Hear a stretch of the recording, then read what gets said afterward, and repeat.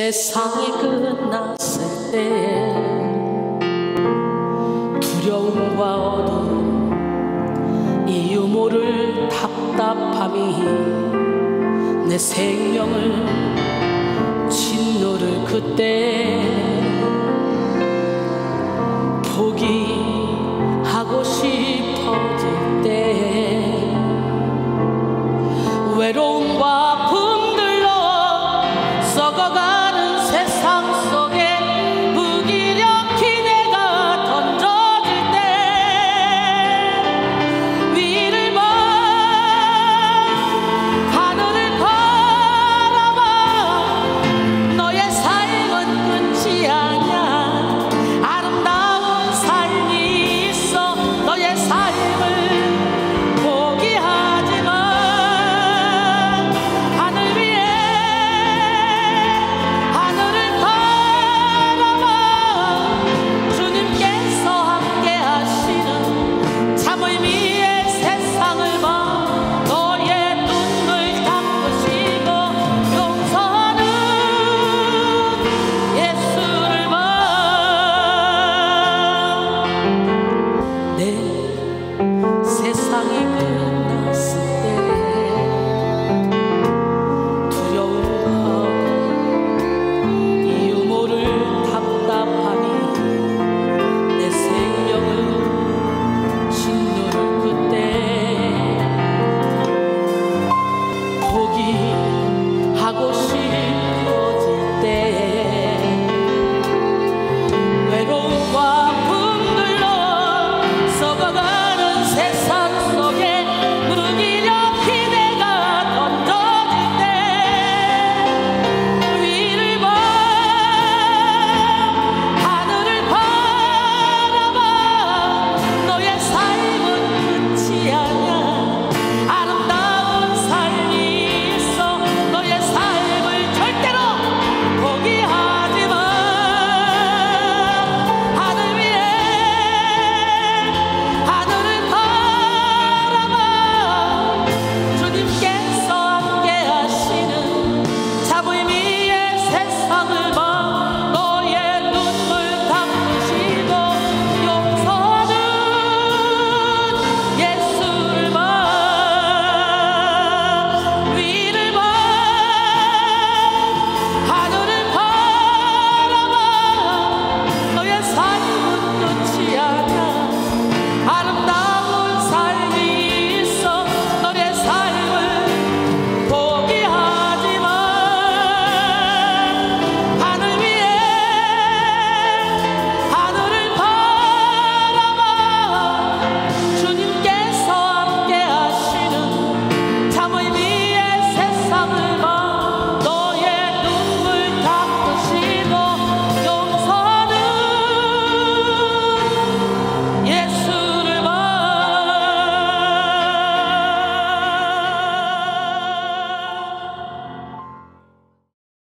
이번 한 주간은 틀을 깨는 은혜라는 테마로 계속 예배를 드렸습니다. 오늘은 세속주의의 틀이라는 제목으로 은혜를 나눌 건데요. 고린도서 4장 16절로 18절 말씀을 함께 보겠습니다. 그러므로 우리가 낙심하지 아니하노니 우리의 겉사람은 낡아지나 우리의 속사람은 날로 새로워지도다. 우리가 잠시 받는 환난에 경한 것이 지극히 크고 영원한 영광에 중한 것을 우리에게 이루게 하매니 우리가 주목하는 것은 보이는 것이 아니요 보이지 않는 것이니 보이는 것은 잠깐이요 보이지 않는 것은 영원합니다. 할렐루야.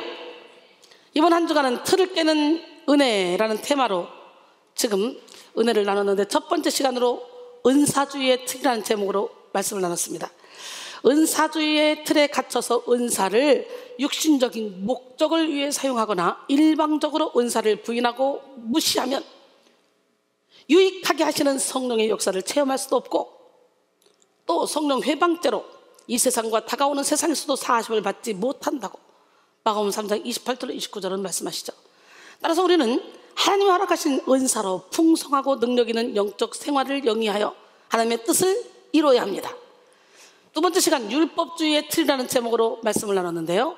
죄의 본성을 지닌 인간은 각자만의 틀을 가지고 인생을 살아갑니다. 율법주의의 틀에 갇힌 자의 특징, 첫 번째, 자기의에 도취되어 은혜를 망각하고 둘째, 외식에 빠져 생명의 관계를 누리지 못하고, 셋째, 영적 우월감에 빠져 사랑과 긍휼을 잃어버린다 그랬어요. 이런 율법주의의 틀을 깨는 유일한 도구는 바로 생명의 복음이라 그랬는데요, 우리는 이 복음 앞에 우리의 무지함과 무능함을 철저히 인정하고 오직 그 복음의 능력만을 신뢰해야 합니다. 세 번째, 비관주의의 틀이라는 제목으로 은혜를 나눴습니다. 비관주의란 인생을 어둡게만 보아서 슬퍼하거나 절망스럽게 여기는 태도죠. 비관주의의 틀에 갇힌 원인이 뭡니까?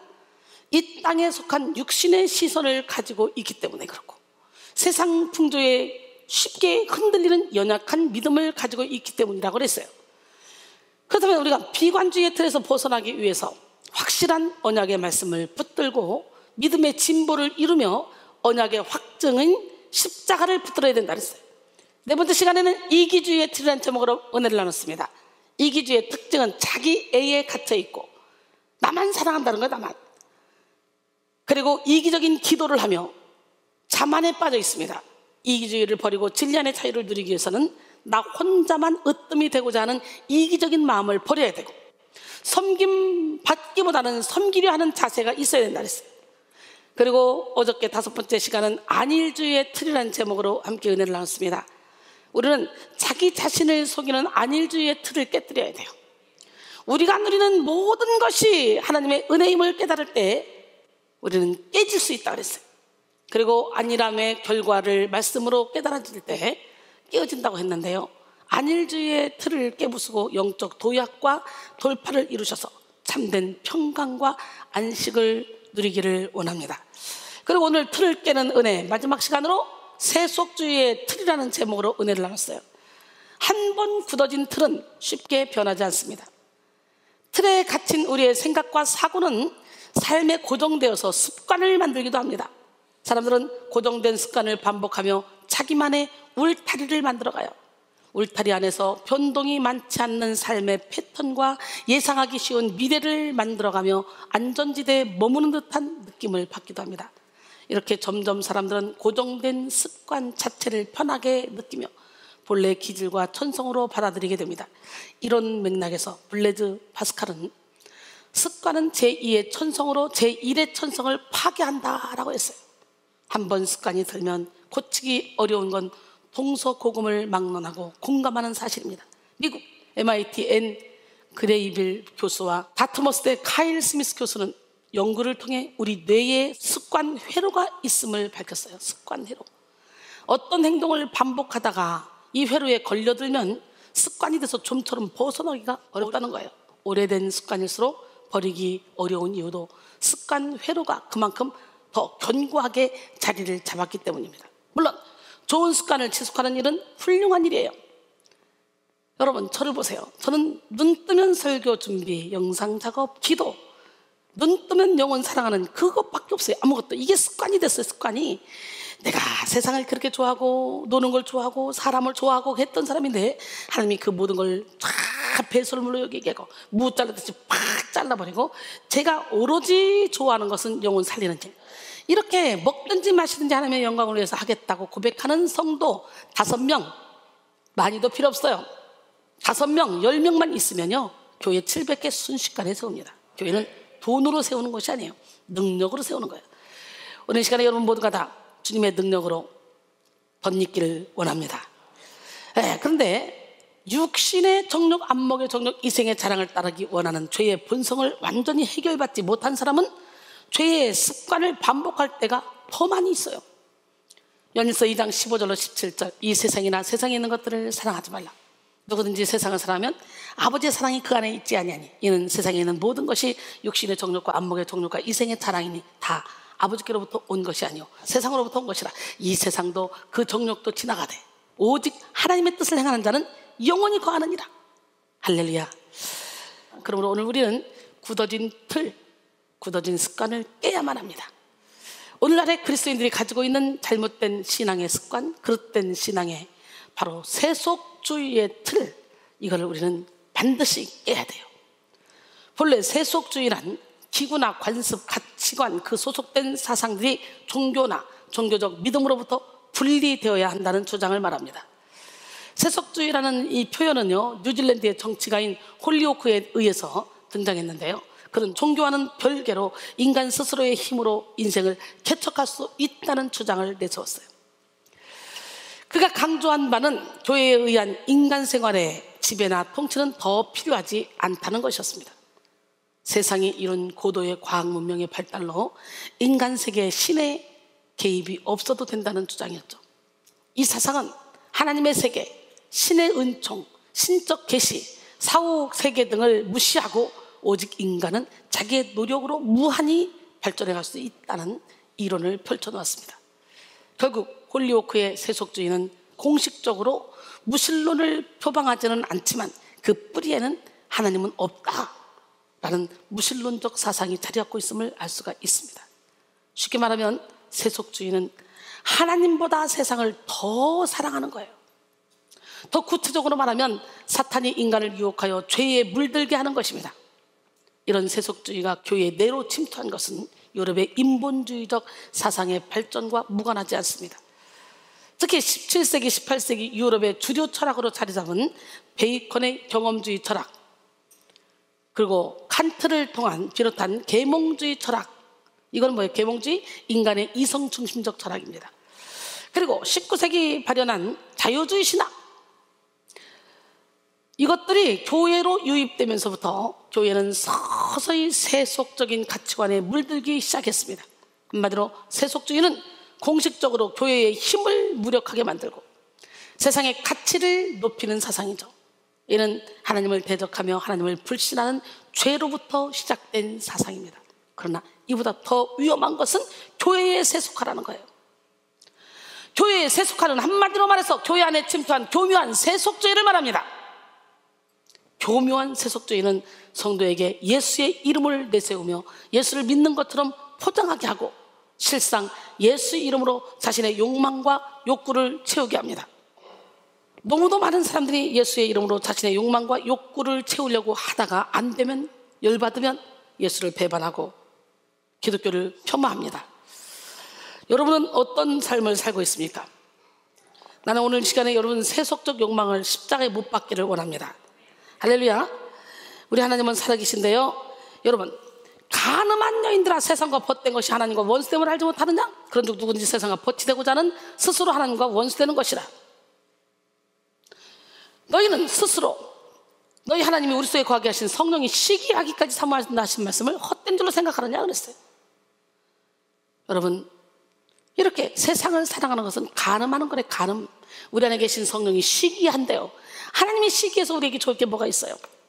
세속적 신앙을 빨리 뿌리째 뽑아버립시다. 세속적 욕망을 의롭게 포장하여 믿음 있는 것처럼, 열심히 있는 것처럼, 하나님을 사랑하는 것처럼 보이게 하는 그런 위선에서 벗어납시다. 바로 여기에 성도가 성도답게 살지 못하는 근본적 이유가 어디에 있어요? 바로 이겁니다. 가식의 옷을 입고 가면을 쓰고 사랑하는 것처럼, 열심히 있는 것처럼 경건의 모양만 있지 경건의 능력을 부인하는 자들, 오늘 예수 이름으로 떠나갈지어다. 성도는 예수 그리스도의 사람으로서 최종적인 신앙의 목표를 어디에 둬야 되냐? 예수 닮는 것에 두어야 됩니다. 사도 바울은 고백합니다. 고린도전서 11장 1절에 내가 그리스도 예수를 본받는 자가 된 것 같이 너희는 나를 본받는 자가 되라. 할렐루야. 예수를 닮기 위해서 필수적으로 필요한 것이 뭐냐? 자아를 포기하는 거예요. 마가복음 8장 34절에 무리와 제자들을 불러 이르실 때 누구든지 나를 따라오려거든 자기를 부인하고 자기 십자가를 지고 나를 따를 것이니라 그랬어요. 하나님은 우리에게 진정한 예수의 사람이 되기 위해 필요한 조건으로 지식, 스펙, 능력, 미모, 물질, 건강을 말씀하시지 않았어요. 하나님은 만들어 쓰시는 분이에요. 고린도전서 1장 25절로 29절, 하나님의 어리석음이 사람보다 지혜롭고 하나님의 약하심이 사람보다 강하니라. 형제들아, 너희를 부르심을 보라. 육체를 따라 지혜로운 자가 많지 아니하며 능한 자가 많지 아니하며 문벌 좋은 자가 많지 아니하도다. 그러나 하나님께서 세상에 미련한 것들을 택하사 지혜 있는 자들을 부끄럽게 하려 하시고 세상에 약한 것들을 택하사 강한 것들을 부끄럽게 하려 하시며 하나님께서 세상에 천한 것들과 멸시받는 것들과 없는 것들을 택하사 있는 것들을 폐하려 하시나니 이는 아무 육체도 하나님 앞에서 자랑하지 못하게 하려 하심이라. 할렐루야. 하나님은 그저 자아의 욕심, 자존심, 혈기, 미움, 다툼, 다툼, 시기, 질투 등 육체의 일을 버리고 영에 속한 삶을 살기를 원하십니다. 오늘 이 시간에 육체의 일을 다 버리고 영에 속한 삶을 삽시다. 육체의 일은 분명하니 곧 음행과 더러운 것과 호색, 우상숭배, 추술, 원수 맺는 것, 분쟁, 시기, 분냄, 당정과 분열함, 이단, 투기와 술 취함, 방탕함이니 전에 너에게 경계한 것처럼 이런 일들을 행하는 자들은 하나님의 나라를 유업으로 받을 수 없는지라 그랬어요. 갈라디아서 5장 19절로 21절. 그렇다면 성령의 열매는 뭡니까? 사랑, 희락, 화평, 인내, 자비, 양선, 충성, 온유, 절제. 우리 모두 성령의 열매를 주렁주렁 맺는 삶을 살아갑시다. 우리가 진정 육체의 일을 버리고 영에 속한 삶을 살기로 결단할 때 하나님은 우리에게 영권, 인권, 물권을 허락하신 줄 믿습니다. 근데 신앙의 목표를 예수 닮는 것에 두지 않고 자기 배를 채우는 것에 두는 사람은 욕심에 미혹돼서 살아갈 수밖에 없겠죠. 많은 성도들이 열심히 신앙생활을 하고 있음에도 불구하고 영적 권세, 영적 지혜, 영적 통찰력을 나타내지 못하는 이유는 육의 가치를 두고 있기 때문에 그래요. 야고보서 1장 14절로 15절. 오직 각 사람이 시험을 받는 것은 자기 욕심에 끌려 미혹됨이니 욕심이 잉태한 즉 죄를 낳고 죄가 장성한 즉 사망을 낳느니라 그랬어요. 오늘날 교회 안에 파고든 세속주의는 하나님보다 세상을 더 사랑하는 마음으로부터 시작됩니다. 하나님보다 세상을 더 사랑하고 영적인 일보다 육적인 일에 가치를 두고 있는 세속적인 성도는 기도 응답으로 물질의 축복을 받기 원하고 자기 소원을 들어주시는 하나님만 만나고 싶어합니다. 목사님 말씀에 순종 잘하면 내 자녀가 잘 되겠지? 하나님 말씀 잘 들으면 내 인생의 꽃 비단길이 열리겠지? 이렇게 생각하며 경건 생활에 매진해 봅니다. 그들의 숨은 마음에는 돈을 사랑하는 마음, 육체의 쾌락을 추구하는 마음이 가득한 거예요. 나와 내 가족의 축복만 구하는 이기적인 마음이 가득하다는 거예요. 먼저 그의 나라와 그의 의를 구하기보다 나의 욕심을 채우려는 마음이 가득하다는 거죠. 디모데후서 3장 1절로 5절. 너는 이것을 알라. 말세에 고통하는 때가 이르러 사람들이 자기를 사랑하며 돈을 사랑하며 자랑하며 교만하며 비방하며 부모를 거역하며 감사하지 아니하며 거룩하지 아니하며 무정하며 원통함을 풀지 아니하며 모함하며 절제하지 못하며 사나우며 선한 것을 좋아하지 아니하며 배신하며 조급하며 자만하며 쾌락을 사랑하기를 하나님 사랑함보다 더하며 경건의 모양은 있으나 경건의 능력은 부인하니 이 같은 자들에게서 내가 돌아서래 그랬어요. 말세에 나타나는 그 표적들이 지금 우리 성도들을 통해서도 나타나. 세상 사람들을 통해서만이 아니라 제대로 믿지 않는다는 거지. 교회의 세속화는 오래전부터 시작되었습니다. 18세기 미국의 1차 대각성 운동의 주역이었던 조나단 에드워즈는 미국 교회 안으로 잠입하는 인본주의와 세속주의를 차단하거나 청소하기 위해 모든 노력을 다했습니다. 설교의 황태자로 불리는 찰스 스펄전 목사는 1886년 런던 장막교회에서 행한 설교에서 교회가 세속주의의 이끼에 덮였다며 영국 교회의 세속화를 질타했습니다. 또한 20세기 토저 목사는 교회가 세상과 연합하여 가련한 잡종이 되었다라고 한탄했습니다. 토저는 대부분의 신자들이 이도저도 아닌 회색지대에 살고 있다면서 이렇게 된 이유는 성경의 교훈이 모호하기 때문이 아니라 그리스도인들이 세상을 어떻게 대해야 하느냐에 대한 성경의 교훈을 그리스도인들이 심각하게 받아들이지 않기 때문이다 라고 진단했습니다. 21세기를 살아가는 이 시대는 어떨까요? 이 시대는 그 어느 때보다도 세속주의가 지배하고 있는 시대입니다. 팀 켈러 목사는 그의 책 답이 되는 기독교에서 세속주의가 단순히 신앙의 부재가 아니라 우주에 대한 새로운 신앙이자 신념 체계가 되었다고 지적합니다. 세속주의가 우리의 신앙을 위협하는 또 다른 거대한 신앙이 되어 우리 삶과 신앙을 위협하는 것이죠. 오늘날 사탄은 교회 안의 세속주의를 이용하여 교회를 무너뜨리려고 하는데요, 그로 인해 세상이 복음화되는 것이 아니라 성도가 세속화되어 세상 일에 집착하고 있다는 거지. 기가 막혀요. 세상이 교회를 걱정하는 시대가 되어버렸다는 거야. 하나님의 자녀라고 말하지만 전혀 하나님을 닮지 못하고 세상을 닮은 모습으로 살아갑니다. 더 나아가 세속적인 가치관, 세속적인 물질관, 세속적인 이해관에 젖어서 복음을 오염시키고 있습니다. 우리는 오늘 이 시간 복음을 오염시키고 하나님의 이름을 망령되게 하는 세속주의의 틀을 반드시 깨야 됩니다. 세속주의의 틀을 깨라는 말은 세상과 완전히 단절된 삶을 살라는 것이 아닙니다. 세상과 구별된 삶을 살아서 그리스도인으로서의 자존감과 가치감과 거룩성을 지키라는 말입니다. 마태복음 5장 16절, 이같이 너희 빛이 사람 앞에 비치게 하여 그들로 너희 착한 행실을 보고 하늘에 계신 너희 아버지께 영광을 돌리게 하라. 할렐루야. 로마서 12장 2절에 너희는 이 세대를 본받지 말고 오직 마음을 새롭게 함으로 변화를 받아 하나님의 선하시고 기뻐하시고 온전하신 뜻이 무엇인지 분별하도록 하라 그랬어요. 성도의 자신감과 자존감은 거룩으로 보호됩니다. 성도는 영어로 세인트로 거룩한 자라는 뜻입니다. 성도는 곧 거룩한 하나님의 자녀로 구별된 자라는 뜻이에요. 레위기 20장 26절을 너희는 나에게 거룩할지어다. 이는 나 여호와가 거룩하고 내가 또 너희를 나의 소유로 삼으려고 너희를 만민 중에서 구별하였음이니라. 할렐루야. 우리는 만민 중에 우리 하나님 소유로 삼으려고 우리를 구별해서 여기 불러 모아주고 주님의 핏값으로 사신 주님의 자녀들인 줄 믿습니다. 거룩은 죄와 철저히 분리된 상태로서 온전히 하나님 안에 거하는 상태입니다. 우리는 스스로의 힘으로 거룩해질 수 없지만 하나님을 가까이 할 때 거룩하고 성결한 삶을 살 수가 있습니다. 오스왈드 챔버스는 거룩의 비결로서 사람은 가장 가까이 하는 사람과 자연스럽게 닮게 되어 있다. 예수 그리스도와 항상 함께 살라. 아예 주님과의 사랑에 사로잡히도록 하라. 어느새 당신은 그리스도를 닮아 있을 것이다 라고 말했어요. 가장 가까이 누구하고 지냈냐. 그래서 이 사람을 알려면 이 사람 친구를 보면 된다 그랬잖아. 가까이 있는 사람을 닮게 돼 있어요. 베드로전서 1장 15절로 16절, 오직 너희를 부르신 거룩한 이처럼 너희도 모든 행실에 거룩한 자가 되라. 기록됐을 때 내가 거룩하니 너희도 거룩할지어다 하셨느니라. 할렐루야. 거룩은 성도의 믿음을 힘있게 하고 성도의 신앙을 확신 있게 합니다. 거룩할수록 흔들림이 없으며 거룩할수록 요동하지 않게 됩니다. 그러므로 오늘 우리는 하나님을 닮은 거룩의 옷을 입어야 돼요.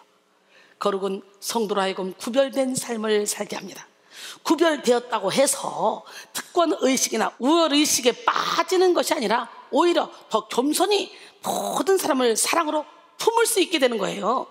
또한 구별됨은 완전 무결한 상태를 의미하지 않습니다. 이 세상에는 하나님 외에는 완전 무결한 존재 없습니다. 그러나 거룩한 삶을 살기로 결단한 성도는 날마다 죄와 싸워 이기고 날마다 죄의 본성을 십자가에 못 박는 성화의 과정을 참여하게 되는 거예요. 고린도전서 15장 31절에 형제들아 내가 그리스도 예수 우리 주 안에서 가진 바 너희에 대한 나의 자랑을 두고 단언하노니 나는 날마다 죽노라. 날마다 죽읍시다. 날마다 깨집시다. 날마다 무너집시다. 게리 토마스는 그의 책 거룩이 능력이다 해서 성경적이면서도 본질적인 관점에서 우리 스스로를 평가하고 반성할 수 있는 가장 최선의 현실적 관점은 바로 거룩이다. 거룩이란 관점은 날카로운 칼이 되어 우리의 왜곡된 부분을 잘라낼 것이다. 그런데 이 작업은 우리의 손발을 잘라 안전뱅이로 만드는 것이 아니라 우리의 자유로운 활동을 제약하던 부분을 잘라내서 우리의 운동력을 높이게 될 것이다 라고 했습니다. 할렐루야. 그렇습니다. 성도의 능력은 거룩함을 지킬 때, 하늘의 능력으로 충만할 때, 그때 나타납니다. 이 사실을 명확히 알고 있는 성도는 하늘에 속한 영원한 것을 사모하며 자신의 삶 속에서 이 땅에 속한 것들을 하나하나 끊어내죠. 하늘에 속한 영원한 것을 사모할수록 이 땅의 것이 배설물처럼 여겨지기도 합니다. 나는 여러분 모두가 다 이 세상의 모든 것을 배설물로 여길 수 있는 능력을 받기를 원해요. 그리고 오로지 예수님께 발견되기를 원하는 사도 바울의 고백이 여러분의 고백이 되기 원해요. 그리고 표대를 향해 달려나가기를 원합니다. 할렐루야. 그렇다고 이 땅의 것을 완전히 무시하고 살라는 말은 아니에요. 다만 이 땅의 것은 우리가 추구해야 될 대상이 아니라 필요를 따라 채워주시는 하나님의 은혜로 이 세상을 살아가는 동안 누리고 사용하는 대상인 것이죠. 빌립보 4장 19절에 나의 하나님이 그리스도 예수 안에서 영광 가운데 그 풍성한 대로 너희 모든 쓸 것을 채우시리라. 그러므로 성도에게 있는 것도 하나님의 은혜요, 없는 것도 하나님의 은혜야. 예수를 믿는다면 예수 믿는 성도에게는 있는 것도 하나님의 은혜, 없는 것도 하나님의 은혜, 건강한 것도 하나님의 은혜, 병든 것도 하나님의 은혜, 모든 게 다 하나님의 은혜야. 빌립보 4장 11절로 13절 내가 궁핍함으로 말하는 것이 아니니라 어떠한 형편이든지 나는 자족하기를 배웠노니 나는 비천에 처할 줄도 알고 풍부에 처할 줄도 알아 모든 일 곧 배부름과 배고픔과 풍부와 궁핍에 처할 줄 아는 일체의 비결을 배웠노라 내게 능력 주시는 자에서 내가 모든 것을 할 수 있느니라. 이거 저의 고백도 됩니다. 이렇게 보면 사도 바울이 고백했던 모든 것들이 결국은 다 저의 고백이더라고. 여러분, 우리가 성령은 한 분이야.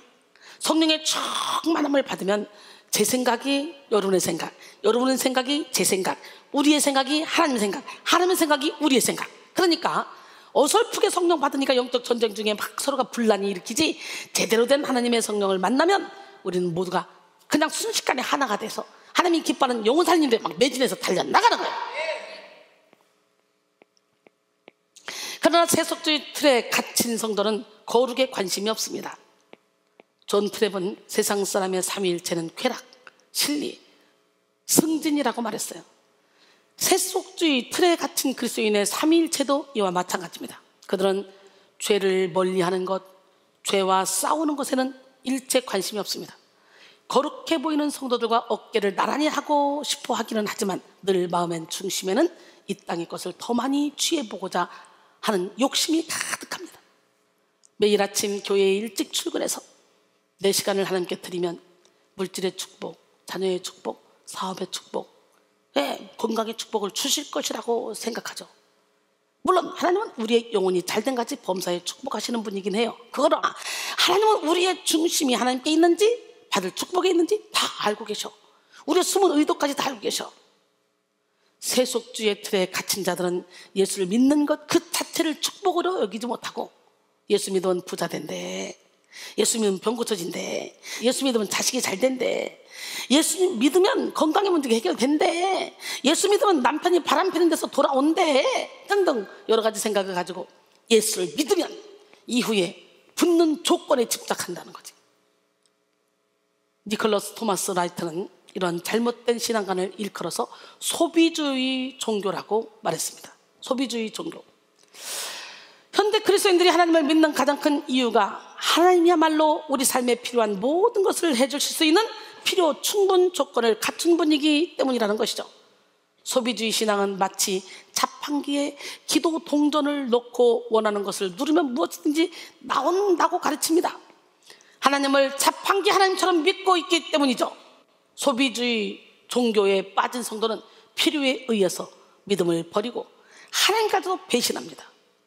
필요할 때는 붙잡지만 필요 없을 때는 버려지는 물건처럼 말이죠. 베일밴드처럼 내가 필요할 때는 딱 붙였다가 필요 없으면 떼어버리는. 소비주의 신앙에 빠진 성도는 죄 짓는 것에 대해 부끄러움이나 예수를 닮지 못하는 것에 대한 마음의 찔림은 느끼지 못합니다. 소비주의 신앙에 빠진 성도는 물질이 없는 것, 배우지 못한 것, 힘이 없는 것에 대해서는 예민하게 반응합니다. 하나님만 두려워해야 하는데 하나님이 아닌 이 세상을 두려워합니다. 참으로 어리석지 않습니까?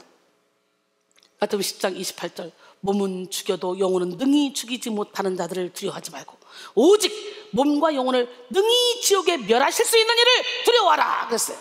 할렐루야. 소비주의 신앙을 만드는 세속주의 틀은 계속해서 세상의 풍요에 가치를 두게 합니다. 우리는 세속주의 틀에서 벗어나 하나님 안에서의 풍요를 누려야 돼요. 신앙의 본질은 하나님 안에서 즐거워하며 넉넉함을 가지는 것입니다. 세상에서 먹고 마시는 것을 인생의 최고 가치로 여기지 않는 우리 모두가 되기로 합니다. 로마서 14장 17절 하나님의 나라는 먹고 마시는 것이 아니요 오직 성령 안에 있는 의와 평강과 희락이라. 오늘 여러분 마음에 하나님 나라가 이루어져야 돼. 세상의 풍요를 따르는 사람의 마음은 엄밀하게 살펴보면요 하나님 없이도 잘 먹고 잘 살 수 있다는 사상이 자리 잡고 있음을 알 수 있어요. 하나님이 아니라도 자신의 필요를 채울 수 있는 존재는 많다는 것이죠. 이스라엘 백성들이 하나님을 배신하고 바알신을 섬겼던 근본적인 이유도 여기에 있습니다. 이스라엘 백성들이 느끼기에 자신들의 필요를 채워주지 못하는 하나님이 그들에게는 더 이상의 의미가 없었습니다. 가나안에 정착하고 보니까 그 땅에서 살아가려면 비를 가져다주고 풍요를 가져다주는 가나안 신이 필요했던 거예요. 주로 농사를 지었던 이스라엘 백성들은 바알이 비를 내려준다고 생각했어. 자신들에게 실질적인 힘이 되어주고 도움을 가져다주는 존재가 바알이라고 생각한 것입니다.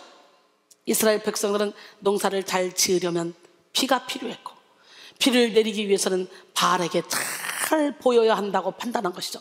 그로 인해 이렇게 바알과 아스타롯, 이런 풍요의 이방신에게로 돌아선 거예요. 이스라엘 백성들이. 기가 막히잖아요. 하나님의 자녀들이. 이스라엘이 하나님을 버리고 우상을 숭배한 궁극적인 이유는 자신들의 필요성 때문이었잖아요. 이런 모습은 세속주의의 틀에 갇힌 오늘날의 성도의 모습과 다르지 않습니다. 하나님보다 내 필요와 내 욕구가 먼저인 사람은 필요에 따라서 하나님을 선택하고 상황에 따라서 믿음을 버립니다. 이들은 살아계신 하나님을 사랑하는 것이 아니라 그저 자신이 원하는 것을 해주고 자신의 문제를 해결해주며 자신의 목표를 이루도록 도와주는 신을 원하고 있는 거예요. 우리는 오늘 우리 안에 자리 잡고 있는 이 세속주의의 틀을 깨지 않으면 이와 같이 무서운 죄를 저지를 수밖에 없다는 것을 알아야 돼요. 세속주의는 하나님보다 나를 더 사랑하는 마음, 하나님의 뜻보다 내 뜻을 더 중요하게 여기는 마음, 하나님의 계획보다 내가 가진 계획을 고집하는 마음 등등, 이 죄악된 자아의 산물이 담긴 틀입니다. 그러므로 오늘 우리는 세속주의의 틀을 박살내야 됩니다. 바로 지금이 은혜 받을 때요, 지금이 치유 받을 때요, 지금이 능력 받을 때입니다. 세속주의의 틀을 깨기 위해서는 먼저 우리 안에 하나님보다 더 세상을 사랑하는 마음이 있음을 깨닫고 인정해야 돼. 나는 나보다 하나님을 더 사랑해, 나는 우상 숭배하지 않아 라고 생각해도 실상 그 마음에 나를 더 사랑하는 마음을 가지고 있는 것이 인간의 죄성입니다.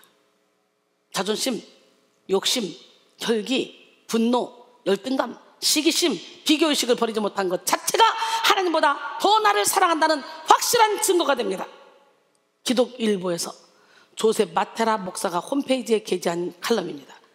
기독일보는 세속화된 신앙인의 10가지 징후에 대해서 소개를 했는데요, 이 조셉 마테라 목사가 홈페이지에 게재한 칼럼, 세속화되어가는 교인들의 모습을 바라보며 세속주의에 빠진 성도의 특징에 대해서 기록했는데요, 세속주의에 빠진 성도들의 특징을 살펴보고 여러분의 모습을 돌아보기를 원합니다.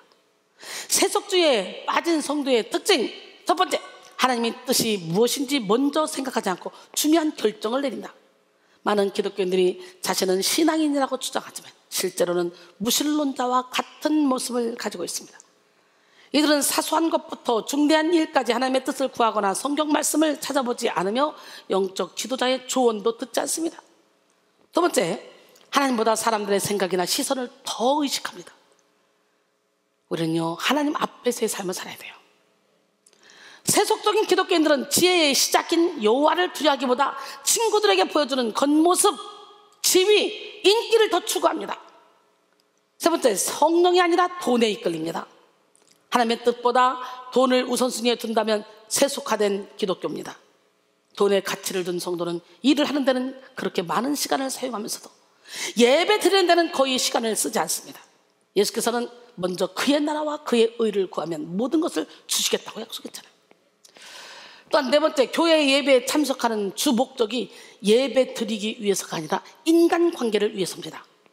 세속적인 사람들은 성경적인 예수 그리스도의 제자들이 교회 예배에 참석한 주 목적은 하나님을 만나고 성령께서 교회에서 하시는 말씀을 듣고 성도와 교제하기 위해서였잖아요. 그런데 세속주의에 빠진 성도들의 교회 예배에 참석하는 주 목적은 뭐냐? 친구들을 만나기 위해서 그래요. 특히 외국에 이민 간 사람들은 거의 다 이웃을 만나고 싶고 친구를 만나고 싶어서 외로워서 교회를 다녀요. 그래서 외국에 이민 간 사람들이 교회를 안 다니는 사람들이 거의 없을 정도로 90% 이상이 다 신앙생활을 해요. 그 사람들이 예수 믿고 싶어 믿어? 외로우니까 타지에 가서 의지하고 기대려고, 어떻게 하면 영주권 나와? 어떻게 하면 시민권 조언도 받으려고, 어떻게 하면 잘 살 수 있어 여기서? 어떻게 하면 내가 여기서 집 사는 데 도움이 돼? 도움 받으려고. 그래서 어디로 가? 큰 교회로 몰려가잖아. 큰 교회로, 사람 많은 곳으로. 이 세속적인 성도들, 친구를 만나기 위해서 가는 거예요, 교회를. 그 다음에 다섯 번째로 대중문화가 추구하는 가치를 모방합니다.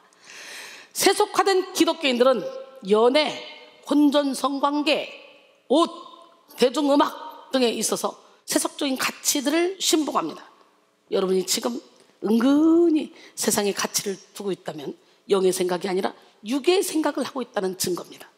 세상 재미없어요. 은혜 속에 푹 들어봐. 세상 재미 하나도 없어요. 그걸 우리 이병석 장로님이 요즘 느꼈어요. 그 다음에 여섯 번째, 하나님을 인생의 일부로 여겨 전부로 여기지 않고, 세속적인 사람은 일부로. 진정한 그리스도의 제자는 하나님을 자신들의 인생의 일부로 만들지 않습니다. 그들에게는 예수 그리스도가 그들의 삶의 전부입니다. 어때요? 이순희 삶을 보세요. 예수 그리스도가 내 삶의 전부 아닙니까? 이렇게 예수 그리스도가 내 삶의 전부가 된 사람들이 모이면 그들은 부당 1000명, 10,000명, 10만 명, 100만 명의 역할을 감당할 수 있는 하나님의 동역자로 세움을 받게 됩니다. 그러나 세속주의의 틀에 갇힌 성도는 필요에 의해서 하나님을 찾고 의지하죠. 하나님을 추구하는 삶을 살지 않습니다. 또 일곱 번째는 하나님을 추구하는 삶을 살지 않아요. 세속화된 기독교인들은 이곳저곳에서 기회주의적인 기도를 하면서 자신들의 세속적인 삶의 방식을 축복해달라고 합니다. 그들은 기도 가운데 계속해서 하나님의 얼굴을 구하지 않으며 성경에 따라 기도하지 않을 뿐 아니라 자신의 욕심을 이루기 위해서 열심히 기도합니다. 여덟 번째, 그리스도인으로서 아무런 영향력을 끼치지 못합니다. 세속화된 기독교인들은 다른 이들을 예수 그리스도께로 인도해야 한다는 부담을 전혀 가지고 있지 않습니다. 하나님이 맡기신 사명에 대해 거룩한 책임감을 갖지 못하며 이 땅에서 주어진 시간, 물질, 재능을 오직 자기 자신을 위해서 사용합니다. 아홉 번째로, 제자의 삶으로 이끌어주지 못합니다. 우리는 아무런 조건 없이 구원받은 자들로서 다른 영혼들을 하나님께로 인도해야 될 거룩한 책임과 의무를 가져야 됩니다. 군사로 다닌 자는 자기 생활에 얽매인 자가 하나도 없나니 이는 군사로 모집한 자를 기쁘게 하려 합니다. 할렐루야. 그러나 구원받고 아주 오랜 시간 동안 교회 안에 있으면서도 자신의 삶을 한 명의 영혼을 제자로 삼는 일을 위해 조금도 투자하지 않는 이들이 너무도 많다는 거지. 자신의 삶을 통해 한 명의 영혼을 제자로 세워나가기 위해서 투자하는 사람이 별로 많지가 않아. 여러분이 현재 누군가를 그리스도 안에서 성장하고 성숙하도록 멘토링을 해주거나 도움을 주고 있지 않다면 여러분은 지금 하나님의 명령에 불순종하고 있는 것입니다. 마태복음 28장 18절로 20절, 예수께서 나와 말씀하시되 때 하늘과 땅의 모든 권세를 내게 주셨으니 그러므로 너희는 가서 모든 민족을 제자로 삼아 아버지와 아들과 성령의 이름으로 세례를 베풀고 내가 너에게 분부한 모든 것을 가르쳐 지키게 하라. 볼지어다 내가 세상 끝날까지 너희와 항상 함께 있으리라 하시니라. 할렐루야. 열 번째, 성경적 청지기 정신을 가지고 있지 않습니다. 우리는요, 우리 거 없어요. 다 주께 받은 거예요. 우린 청지기일 뿐이에요. 주님이 내놓으라면 내놔야 돼요. 성도에게 주어진 시간, 물질, 재능은 철저히 하나님께 속한 거예요. 그러나 세속주의의 틀에 갇힌 성도는 내가 가지고 있는 것은 당연히 내 것이라고 생각하며 물질도 시간도 자신들의 편리를 위해 사용합니다. 자신이 편할 때만 헌금하고 적당한 선에서 봉사하고 시간이 남으면 교회를 돌봅니다. 이들은 자신들의 생명이나 돈이나 부에 대한 주인이라고 생각한다는 거죠. 이는 청지기적 사고에서 벗어난 태도입니다. 윌리엄 커널은 세속에 대한 욕망보다 천국에 대한 소망을 훼손시키는 것은 없다라고 했어요. 세속에 대한 욕망이 천국에 대한 소망을 훼손시키는데 오늘 여러분 어때요? 아직도 세속에 대한 욕망을 갖고 있지 않습니까? 육신의 정욕, 안목의 정욕, 이생의 자랑을 다 버립시다. 할렐루야. 세속주의의 틀을 깨뜨려서 천국에 대한 소망을 품고 살아가는 우리 모두가 되기를 원해요. 여러분 지금까지 세속주의에 빠진 신앙을 가지고 계셨다면 미련 없이 뒤돌아서서 하나님 제1주의로 살아가시길 바랍니다. 아담과 하와도 범죄할 때 육신의 정욕, 안목의 정욕, 이생의 자랑으로 유혹받았잖아. 부함직도 하고 안목의 정욕, 먹음직도 하고 육신의 정욕. 산꼭대기 다는 온 천하만국을 보여줘. 안목의 정욕. 그런데 그 마귀 새끼가 예수님을 유혹할 때도 돌로 떡 만들어 먹어봐. 육신의 정욕. 성전 꼭대기 뛰어내려봐. 천사들을 받아줄 거니까. 이생의 자랑. 천하만국에 들여다놓고 딱 보고 안목의 정욕. 지금 이 아담과 하와를 꼬실 때도 육신의 정욕, 안목의 정욕, 이생의 자랑. 예수님을 광야에서 40일 금식 후에 마귀하고 시험 받을 때도 육신의 정욕, 안목의 정욕, 이생의 자랑. 요거로 지금 유혹을 하는 건데 예수님을 이겨내셨잖아. 그러니까 마귀는 떠나고 천사가 수종 들었잖아. 보암직도 하고 먹음직도 하고 지혜롭게 할 만큼 탐스럽기도 하다. 여러분, 보암직 안목의 종종, 먹음직 육신의 종종, 탐스러운 거 인생의 자랑, 이게요 아담과 하와를 유혹했던 이 사탄 마귀가 하나님의 아들, 하나님이신 예수님까지도 그거로 미혹했어요. 근데 오늘날 세속적인 많은 사람들을 그거로 미혹하는데 신앙생활을 그렇게 오래 했다는 사람들도 여기서 헤어나오질 못해요. 여기서 빨리 빠져나와야 돼. 여러분의 인생이 끝났다고 생각이 됩니까? 그때 끝난 게 아니에요. 하나님이 우리를 인간의 한계 선상에 내놓고 하나님만 바라보게 하셔서 능력 주시려고, 은혜 베푸시려고. 왜? 그렇다면 육신의 종종, 안목의 종종, 이생의 자랑을 못 내려놓으니까. 골로새서 3장 1절로 6절. 그러므로 너희가 그리스도와 함께 다시 살리심을 받았으면 위의 것을 찾으라. 거기는 그리스도께서 하나님 우편에 앉아 계시니라. 위의 것을 생각하고 땅의 것을 생각하지 말라. 이는 너희가 죽었고 너희 생명이 그리스도와 함께 하나님 안에 감춰졌습니다. 우리 생명이신 그리스도께서 나타나실 그때 너희도 그와 함께 영광 중에 나타나리라. 그러므로 땅에 있는 지체를 죽이라. 곧 음란과 부정과 사욕과 악한 정욕과 탐심이니 탐심은 우상 숭배니라. 이것들로 말미암아 하나님의 진노가 임하느니라 그랬어요.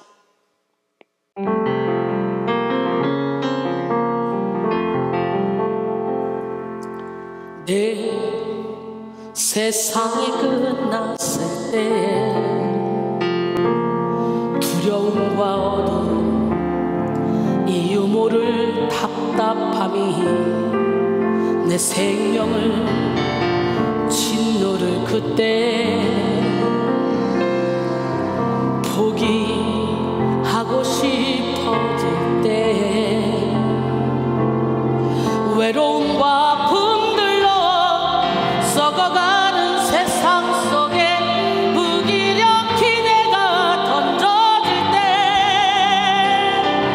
위를 봐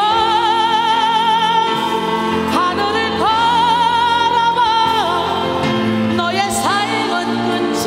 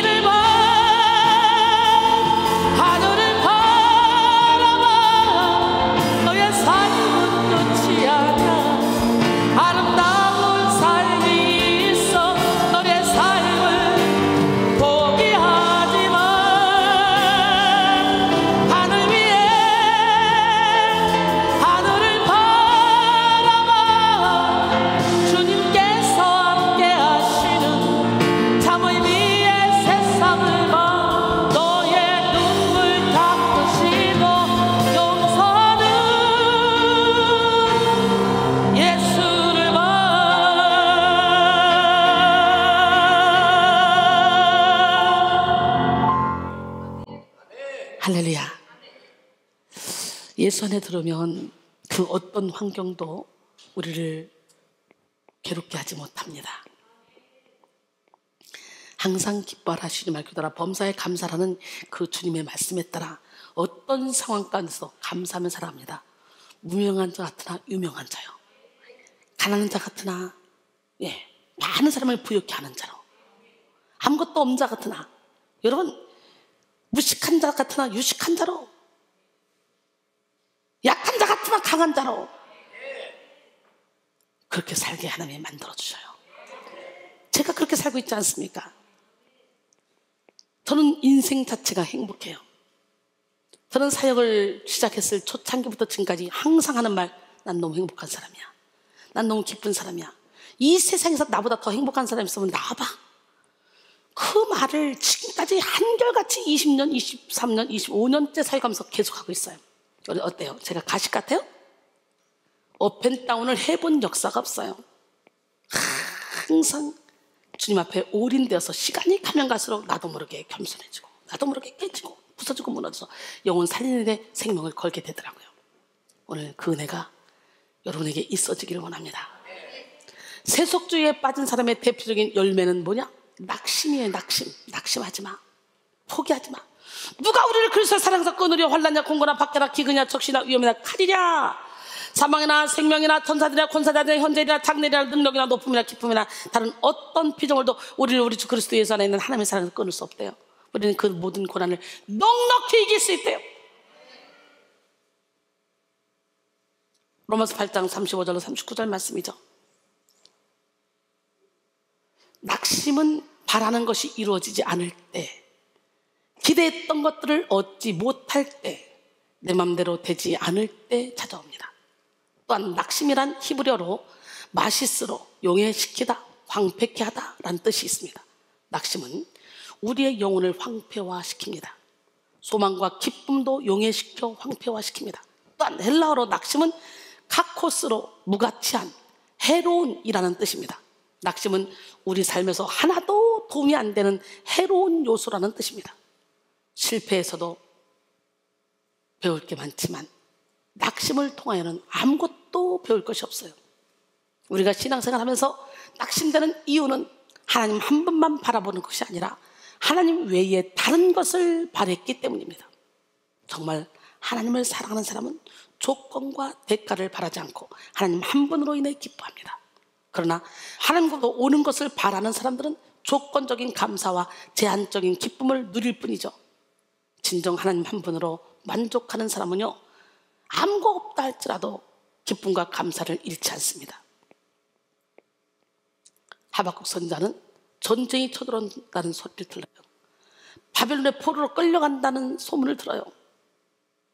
그 기근으로 인해서 비록 무화과 나무가 무성하지 못하며 포도나무에 열매가 없으며 감람나무에 소출이 없으며 밭에 먹을 것이 없으며 우리의 양이 없으며 외양간에 소가 없을지라도, 한마디로 나 아무것도 없어도 나는 여호와로 말미암아 기뻐하며 즐거워하며, 할렐루야, 나의 구원의 하나님으로 말미암아 기뻐하리로다.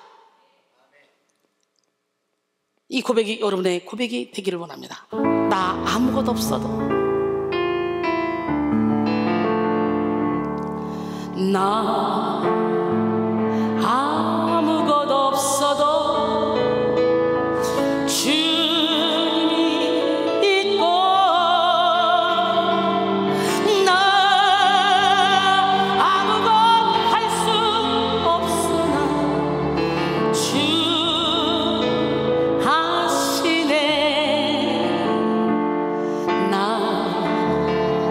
무력해도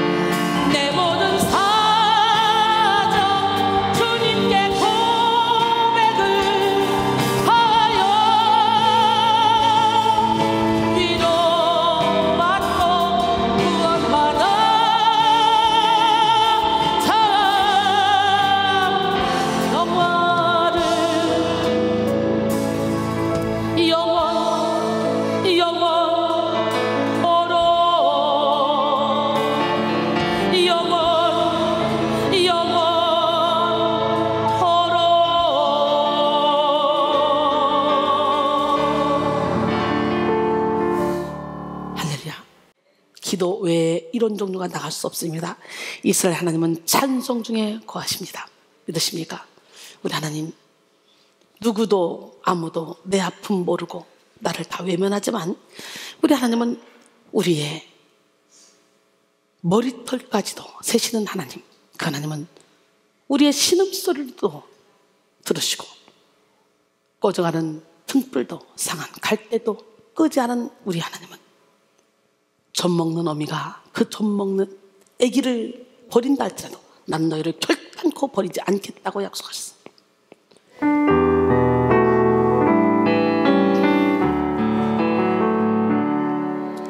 아무도 누구도 내 아픔 모르고 그저 외면했었네.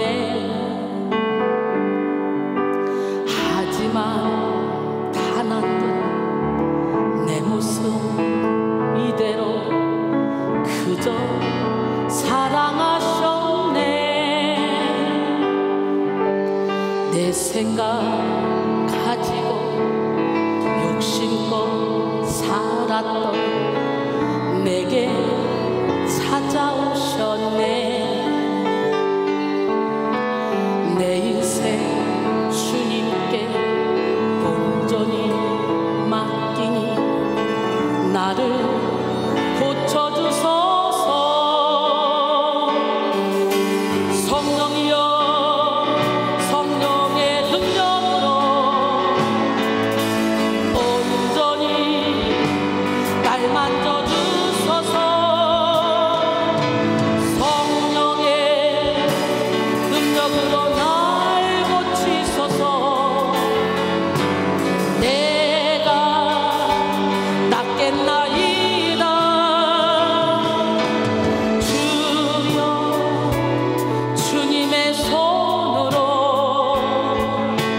온전히 날 만져주소서.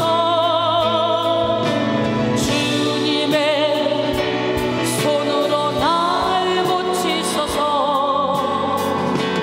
내가 낫겠나이다. 주님의 손이 날 일으키시네. 주님의 손이 날 치료하시네. 주님의 손이 날 새롭게 하네. 주님의 손이 날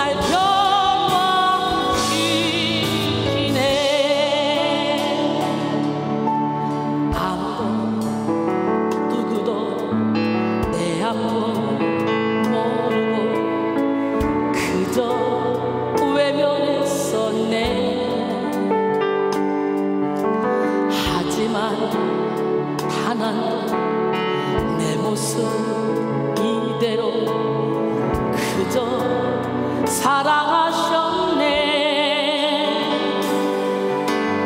내 생각 가지고 욕심껏 살았던 내게 찾아오셨네. 이제 내 인생 주님께 온전히 맡기니 나를 고쳐주소서.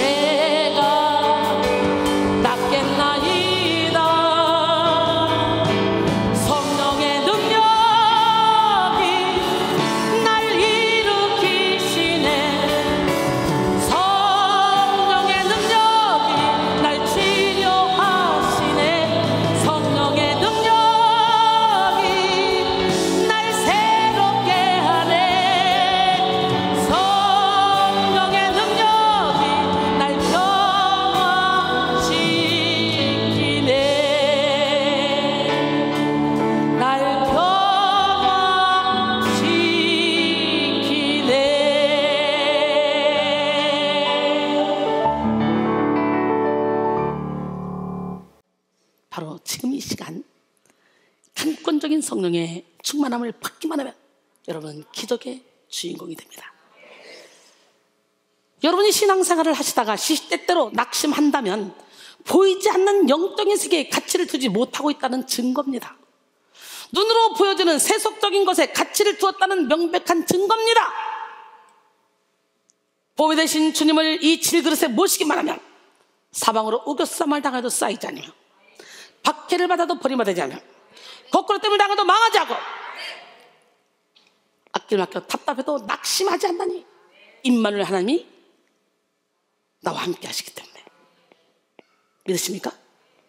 고린도서 4장 7절로 10절 말씀입니다.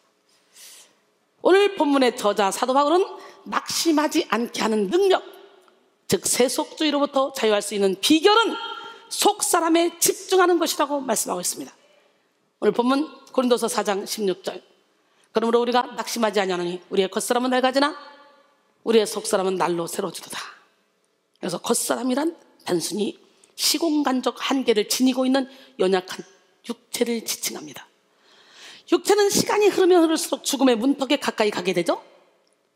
바울은 겉사람은 낡아지나 속사람은 날로 새로워진다고 말하고 있어요. 낡아지다로 번역된 헬라어의 의미는 파괴하다, 못쓰게 하다입니다.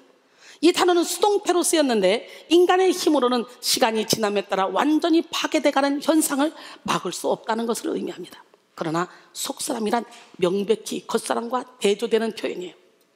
어거스틴은 사람의 전체, 즉 속부분과 겉부분은 모두 죄에 의하여 옛것이 되었고 죽음의 형벌에 놓여 있다. 하지만 속사람이 그 창조주의 형상을 따라 옛사람을 벗고 새사람을 입어 새로워질 때 그 속사람의 회복이 있게 된다라고 말했습니다. 본문에서 사용된 새롭도다는 아나카이노로 질적인 측면에서 반복적으로 새롭게 된다는 의미를 가지고 있습니다. 이 말의 의미는 비록 겉사람은 다가오는 죽음을 피할 수 없지만 우리 안에 있는 속사람은 영적으로, 윤리적으로, 도덕적으로 날마다 새롭게 변화된다는 의미입니다. 이와 같이 속사람에 집중하는 사람은 보이지 않는 것, 곧 영원한 세계를 사모합니다. 고린도서 4장 17절로 18절. 우리가 잠시 받는 환난에 경한 것이 지극히 크고 영원한 영광에 중한 것을 우리에게 이루게 하매니 우리가 주목하는 것은 보이는 것이 아니요 보이지 않는 것이니 보이는 것은 잠깐이요 보이지 않는 것은 영원함이라. 오늘 본문이죠. 바울은 잠시 받는 것과 영원한 것, 환난과 영광, 경한 것과 중한 것을 대립시키므로 영광스러운 미래의 모습을 부각시킵니다.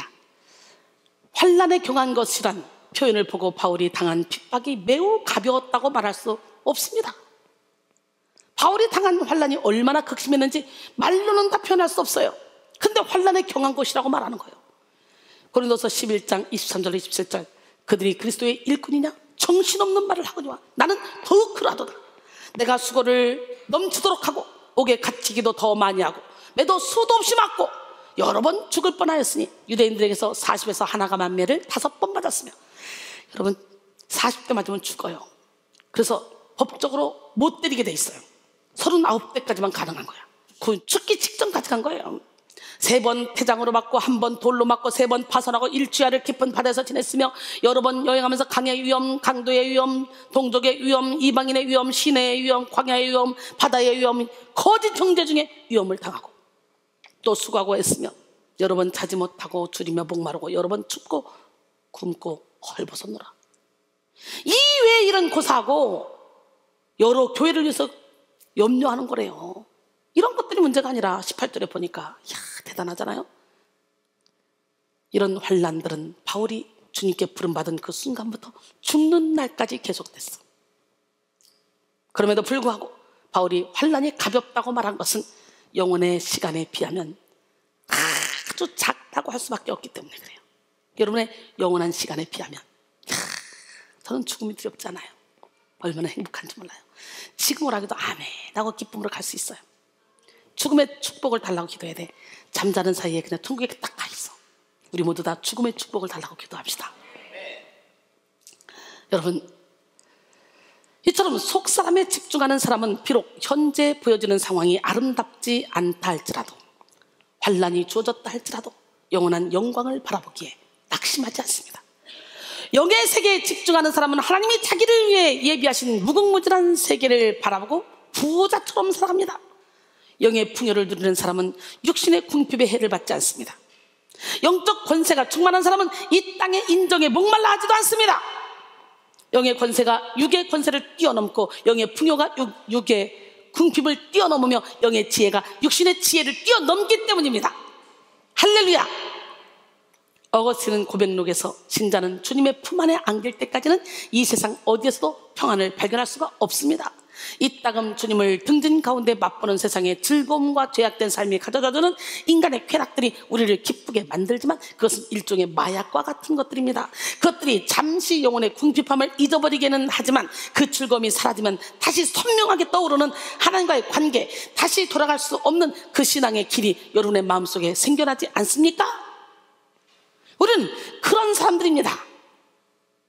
우리는 주님 없이 살 수 없는 사람들이고 주님이 없이는 우리 자신도 아무것도 아닌 사람들입니다. 그렇게 하나님을 향한 목마름, 더 깊은 사람 속으로, 더 깊은 은혜와 연합 속으로 들어가고자 하는 간절한 갈망이 우리의 모든 삶을 움직이는 기초가 되어야 합니다 라고 고백합니다. 어거스틴이.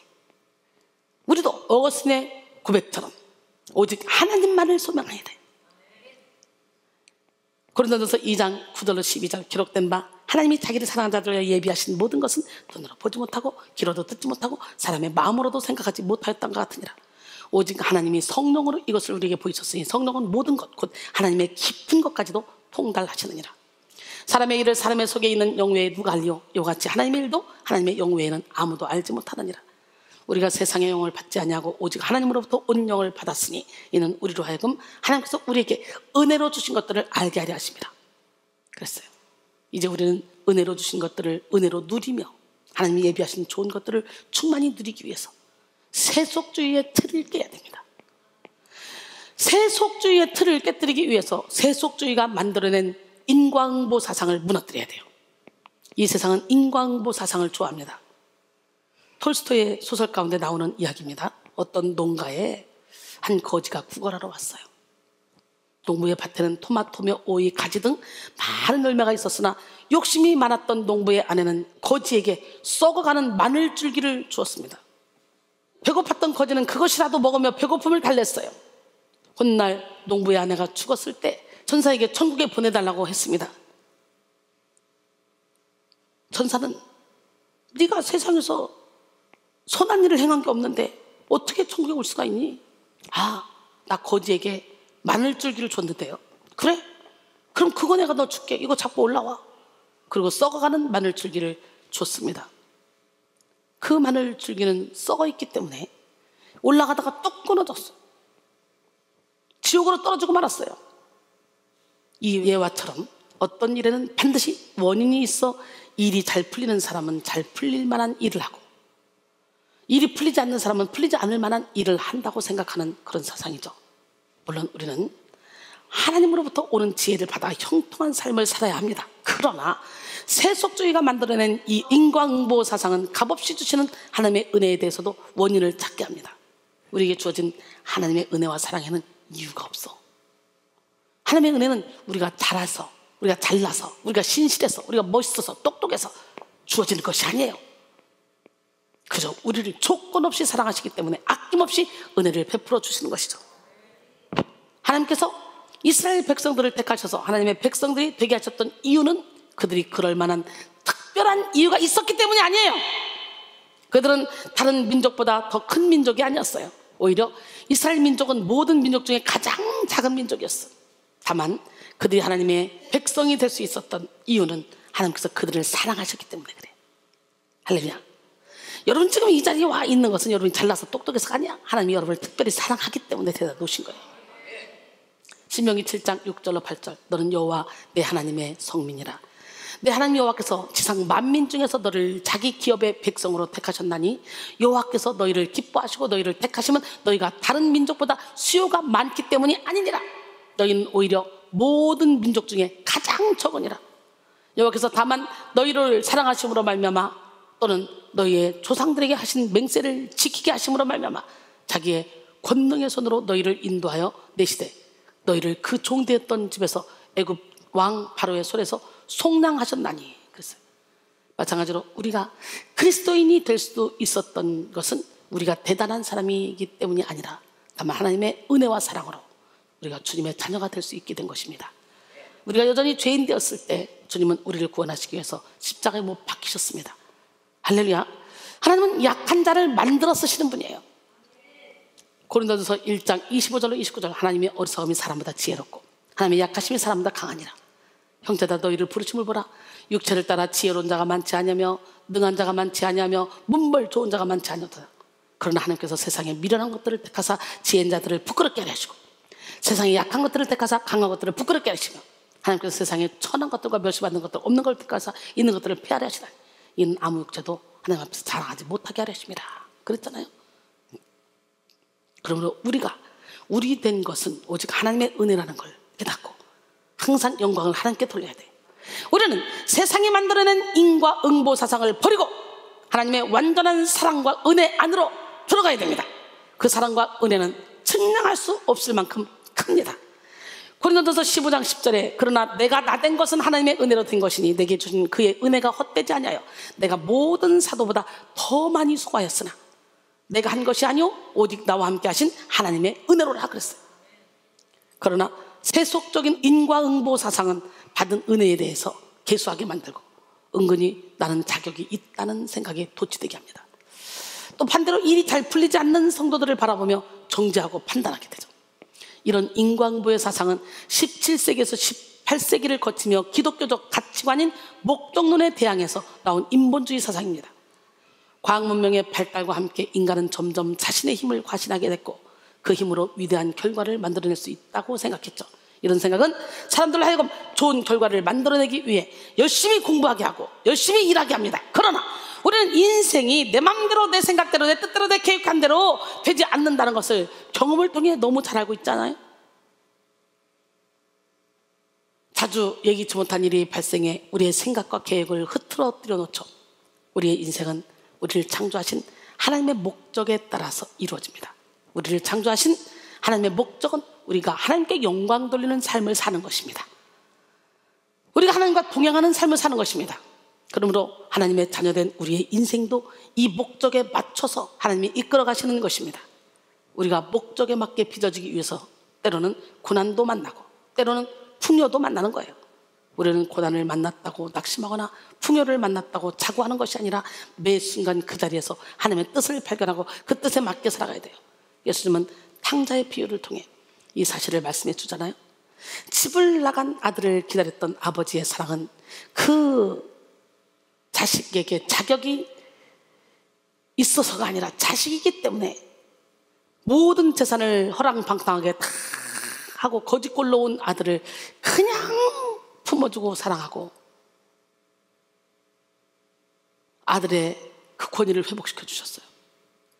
그 하나님, 그 아버지의 마음이 바로 우리 하나님 아버지의 마음이야. 그러나 무조건적인 은혜와 사랑을 깨닫지 못하게 하고 우리의 고난에 대해 잘못 해석하게 하는 그런 인과응보적 사상은 자꾸만 자신의 자격과 공로를 내세우게 하고 판단하고 정죄하게 합니다.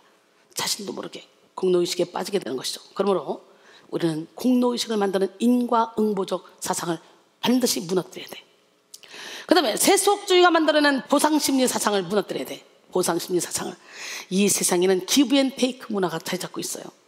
내가 줄 테니 너도 나에게 주고 너도 나에게 줬으니 나도 너에게 주겠다. 이런 생각이 확실히 자리 잡고 있죠. 사람은 자신의 행동에 대해서 어느 정도 부합하는 대가를 받고 싶어합니다. 그러나 자신이 생각했던 보상이 오지 않을 경우 복수하고 싶어하는 부정적인 행동을 만들기도 하죠. 이것을 보상심리라고 하는데요. 보상심리는 자기가 베푼 만큼 자기가 남을 위해서 어떤 행동을 취했다면 그에 부합하는 대가를 받고자 하는 심리를 말하는 거예요. 보상심리에 빠진 성도는 자신의 헌신과 봉사에 대해서 계산하며 이 정도 했으니까 어느 정도 받을 수 있겠다는 생각을 가지고 있습니다. 그러나 이는 성경적이지 않습니다. 하나님은 우리에게 주시는 은총에 대해 계산기를 두들기시는 분이 아니에요. 그러게 성도는 하나님 앞에서 계산기 두드릴 때가 있어서는 안 되겠죠? 보상심리를 가지고 있는 사람들은 하나님 앞에서 뿐만 아니라 인간관계에서도 막 계산기 두드리며 계산할 때가 많이 있습니다. 사람들은 나에게 호의적인 사람, 나에게 도움을 주는 사람, 나의 필요를 채워주는 사람에게만 손을 내밀어요. 이런 사람은 극도로 이기적인 신앙에 빠져 살아가. 요즘은 부부관계도 그렇게 이기적으로 서로가 유익을 줘야만 좋아해. 기가 막혀. 옛날에는 일방적으로 막 그냥 품어주고 그냥 사랑해주고, 그래서 이제 생명까지 바쳐서도 배우자를 사랑하고 막 그런 시절이 있었는데, 요즘은 부부관계끼리도 서로가 기브앤테이크 하려고 그래요. 기가 막혀요. 그러니까 행복이 없는 거야. 행복이. 조건 없는 사랑, 예수님의 사랑, 그 사랑을 품고 서로가 사랑하면 관계가 어그러질 이유가 없습니다. 우리 백성인들은 모두가 다 이렇게 로고스의 사랑을 갖기를 원합니다. 이기적인 신앙에 빠진 사람은, 다른 사람은 어떻게 되든 상관없이 자기만 구원받고 자기만 잘 먹고 잘 살면 된다고 생각합니다. 이런 모습은 결코 하나님이 원하시는 모습이 아닙니다. 이런 모습은 세상이 원했던 교회의 모습도 아닙니다. 하나님은 우리에게 은혜를 거저 주시고 우리 또한 받은 은혜를 거저 나눠주는 삶을 살기 원하십니다. 마태복음 10장 8절에 병든 자를 고치며 죽은 자를 살리며 납병한 자를 깨끗게 하며 귀신을 쫓아내되 너희가 거저 받았으니 거저 주라 그랬어요. 보상 심리는 우리가 하나님의 은혜를 아는 만큼 사라집니다. 하나님의 사랑의 너비와 길이와 높이와 깊이가 어떠함을 깨달아 아는 자는 결코 보상 심리를 가지고 주님을 섬길 수 없습니다. 생명을 내어주신 주님께 우리가 어떻게 보상 심리를 가지고 섬길 수 있겠습니까? 몇 천억? 몇 조? 아니에요. 말로는 형용할 수 없는 엄청난 빚을 탕감받은 사람이 어떻게 몇만 원의 빚을 진 사람의 멱살을 잡을 수 있겠습니까? 주님의 은혜가 얼마나 큰지 알고 나면 나는 그러한 계산 없이 주님을 위하여 헌신하게 된다는 거예요. 그러므로 천국의 상급을 많이 쌓게 되고 사명을 잘 감당하는 착하고 충성된 종으로서의 삶을 살아가게 되는 것입니다. 사도행전 20장 24절에 내가 달려갈 길과 주 예수께 받은 사명 곧 하나님의 은혜의 복음을 증언하는 일을 마치려 하면 나의 생명조차 조금 더 귀한 것으로 여기지 아니하노라 그랬어요. 할렐루야. 오늘 사도 바울의 고백이 여러분의 고백이 되길 원해요. 제가 그렇게 살아왔어요. 설교하다가 쓰러져 죽어도 나는 복음 전하다 죽으면 감사하다, 그런 마음으로 생명 걸고 나와서 복음을 전했어요. 그러나 인간은 자꾸만 은혜를 망각함으로 또다시 보상심리가 올라와 주님을 위한 헌신과 봉사의 삶이 힘들게 여겨지는 순간이 올 수도 있습니다. 그러면 쉽게 탈진하고 말죠. 그러기에 우리는 항상 은혜 안에 거해야 합니다. 주님의 일은 은혜로만 할 수 있습니다. 주님의 일은 감사하는 마음으로 기쁜 마음으로 하는 것입니다. 설교를 하든 찬양을 하든 반주를 하든 화장실 청소를 하든 관리를 하든 다 주님이 주는 기쁜 마음으로 무엇을 드리든지 중요한 것은 그 모든 헌신과 봉사가 보상 심리를 바라는 마음이 아니라 주님께 감사하며 주님을 높이는 마음으로 해야 된다는 거죠. 주님은 우리의 마음을 받으시기 원해요. 우리의 마음. 고린도서 9장 5절로 7절 그러므로 내가 이 형제들로 먼저 너에게 가서 너희가 전에 약속한 연보를 미리 준비하게 하도록 권면하는 것이 필요한 줄 생각하였노니 이렇게 준비하여야 참 연보답고 억지가 아니니라. 이것이 곧 적게 심자는 적게 거두고 많이 심자는 많이 거둔다 하는 말이로다. 각각 그 마음에 정한 대로 할 것이요 인색함으로나 억지로 하지 말지니 하나님은 즐겨내는 자를 사랑하시느니라. 할렐루야. 보상심리를 가진 자는 주님을 위한 헌신이 힘들어요. 주님을 위한 헌신이 무겁게 느껴져요. 그러므로 기쁜 마음으로 일을 하는 것이 아니라 불평하는 마음으로 억지로 합니다. 그러다가 힘든 일이 생기면 쉽게 상처받고 떠나죠. 그리고 자신이 드린 만큼 받기를 원합니다. 자신이 드린 만큼 복받기 원하고 수고한 만큼 인정받기 원하고 헌신한 만큼 대우받기 원합니다. 그리고 보상이 자신의 마음에 들지 않는다면 시험에 들어 주님을 떠나고 말죠. 그것은 마귀에게 속아서 더 큰 것을 보지 못하는 것입니다. 주님은 그것보다 더 큰 것을 우리에게 주셨고 앞으로도 주시기 원하십니다. 우리 모두 더 깊은 은혜 가운데 들어가 하나님이 기뻐하시는 삶을 살기를 소원합니다. 세 번째로, 세속주의가 만들어낸 기복주의 사상을 무너뜨려야 돼요. 무슨 사상? 기복주의 사상. 기복이란 복받기 위하여 빈다는 말이죠. 그 누구보다 하나님은 우리에게 넘치는 복을 주고 싶어 합니다. 디도서 2장 12절에 우리를 양육하시되 경건하지 않은 것과 이 세상 정욕을 다 버리고 신중함과 의로움과 경건함으로 이 세상에 살고 복스러운 소망과 우리의 크신 하나님 구주 예수 그리스도의 영광이 나타나심을 기다리게 하셨으니. 그랬어요. 하나님이 주시는 복은 세속주의가 말하는 복과는 다릅니다. 하나님이 주시는 복은 죄를 멀리하고 하나님을 가까이하며 그 안에서 평강을 누리며 형통을 누리는 복입니다. 하나님이 주시는 복은 성도의 영혼을 보호하고 끊이지 않는 열매로 나타납니다. 시편 1편 1절로 3절. 복 있는 사람은 악인들의 꾀를 따르지 않냐며 죄인들의 길에 서지 않냐며 오만한 자들의 자리에 앉지 않냐고 오직 여호와의 율법을 즐거워하여 그 율법을 주야로 묵상하는도다. 그런 시냇가에 심은 나무가 철을 따라 열매를 맺으며 그 잎사귀가 마르지 아니한 같으니 그가 하는 모든 일이 다 형통하리로다. 할렐루야. 그러나 기복신앙에 빠져 자기 욕심으로 구하는 복은 우리의 영혼을 죽이고 하나님 주시는 축복을 물질적인 복으로 전락시켜버립니다. 기복신앙은 최상의 가치를 담고 있는 복을 저급하고 육적인 것으로 떨어뜨리게 합니다. 또한 기복신앙은 복이 목적이 되고 다른 모든 것은 수단이 되는 것입니다. 기복주의 신앙에 빠진 사람은 하나님과 자신의 관계에는 전혀 관심이 없습니다. 단지 복을 비는 결과물을 자신이 소유해야 한다는 생각만 있을 뿐이에요. 만일 원하는 복을 받지 못할 경우 하나님에 대해 불신의 태도를 보입니다. 기복주의 신앙은 하나님이 아닌 오로지 복을 받겠다는 자신에게만 초점이 맞춰져 있는 거예요. 철저하게 자기애적 욕망을 추구하는 신앙이죠. 기복주의 사상은 더 많이 가지고 더 높아지고 더 건강해지면 믿음이 좋은 것이고 그렇지 못한 사람은 믿음이 없다고 단정지어버립니다. 야, 저 사람은 그렇게 열심히 신앙생활 하는데도 영 사업이 안 풀려. 쟤는 아니다 야. 단정지어버리는 거. 믿음이 없다 쟤. 이런 하나님이 원하시는 신앙의 모습과 전혀 다른 모습이죠. 하나님이 주시는 축복은 사람이 함부로 값을 매길 수 있는 영역이 아닙니다. 그러므로 오늘 우리는 기복주의 사상을 무너뜨리고 하나님이 주시는 축복의 깊이를 깨달아야 됩니다. 주님은 우리에게 복 주시기를 원하셔요. 민수기 6장 22절로 27절 보니까요, 여호와께서 모세에게 말씀하여 이르시되 아론과 그의 아들들에게 말하여 이르기를 너희는 이스라엘 자손을 위하여 이렇게 축복하여 이르되. 아니, 하나님이 직접 축복을 주면 되는데 왜 모세에게 말해서 아론과 그의 아들들에게 말하라는 거야? 축복을 빌어주라고? 뭐냐? 하나님은 사람을 통해 역사하시는 걸 보여주는 거예요. 아론과 그의 아들들에게 말하여 이르기를 너희는 이스라엘 자손을 위하여 이렇게 축복하여 이르되 여호와는 내게 복을 주시고 너를 지키시길 원하며 여호와는 그 얼굴을 내게 비추사 은혜 베푸시길 원하며 여호와는 그 얼굴을 내게로 향하여 드사 평강 주시기를 원하노라 할지니라 하라.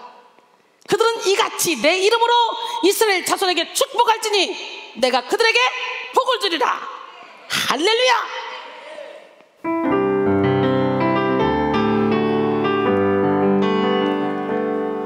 여호와는 너에게 복을 주시기를 원하며 너를 지키시기를 원하시며 여호와는 그 얼굴을 내게 향하여 드사 은혜와 평강 주시길 원하노라. 여호와는 너에게 복을 주시기를 원하며 너를 지키시기를 원하시며 여호와는 그 얼굴을 내게 향하여 드사 은혜와 평강 주시길 원하노라. 복되고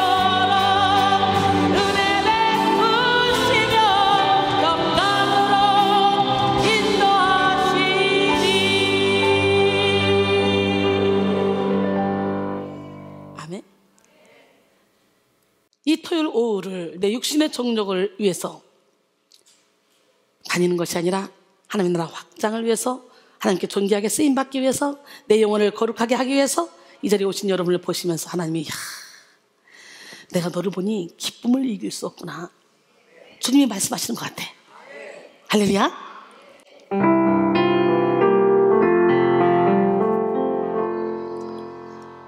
너의 하나님 여호와가 너의 가운데 계시니 그는 구원을 베푸실 전능자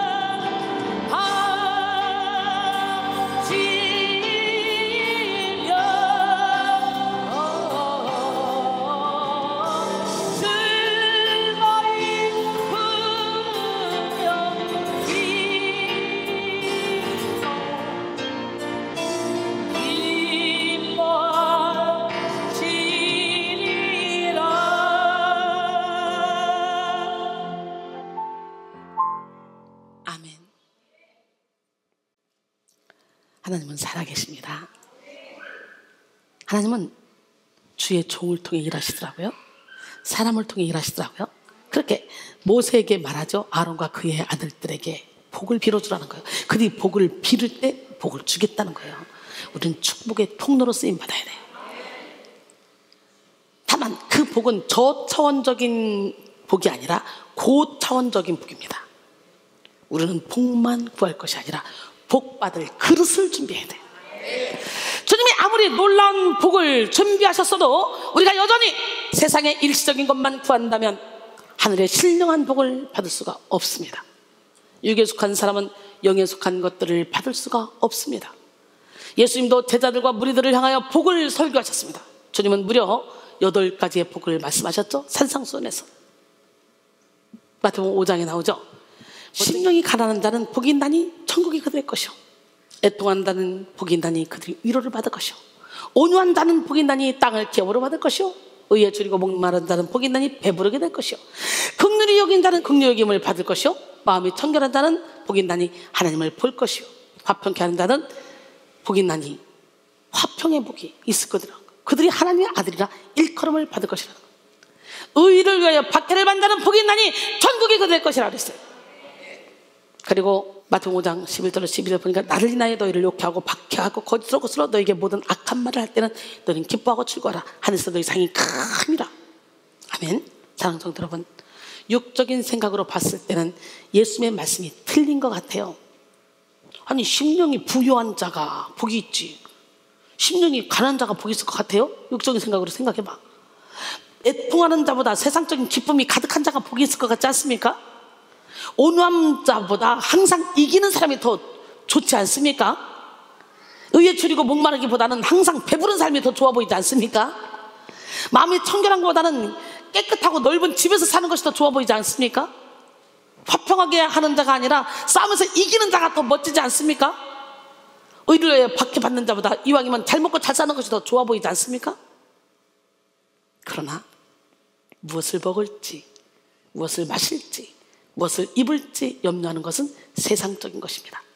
주님께 복을 받고 싶다면 영적인 복을 받기 위해서 먼저 영의 사람이 되어야 합니다. 주님은 먹고 마시고 입는 것보다 더 귀한 선물들을 준비하셨습니다. 영원한 세계, 세상이 줄 수 없는 위로, 영혼의 배부름, 한없는 긍휼, 하나님의 자녀가 되는 권세 등등, 우리가 주님 안에 있으면 날마다 복이 충만한 삶을 살게 됩니다. 세상의 일시적인 것이 아닌 영원한 것을 바라봐야 됩니다. 우리 그리스도인들이 세상과 세속주의를 대하는 올바른 자세는 세상과 세속주의의 흐름에 동화되어 무능력하게 쫓아가는 것이 아니라 거룩의 옷을 입고 거룩의 능력으로 세상의 빛과 소금이 되어 세상을 거슬러 가는, 살아있는 물고기는 거슬러 가잖아요. 그런 자가 되어야 될 줄 믿습니다.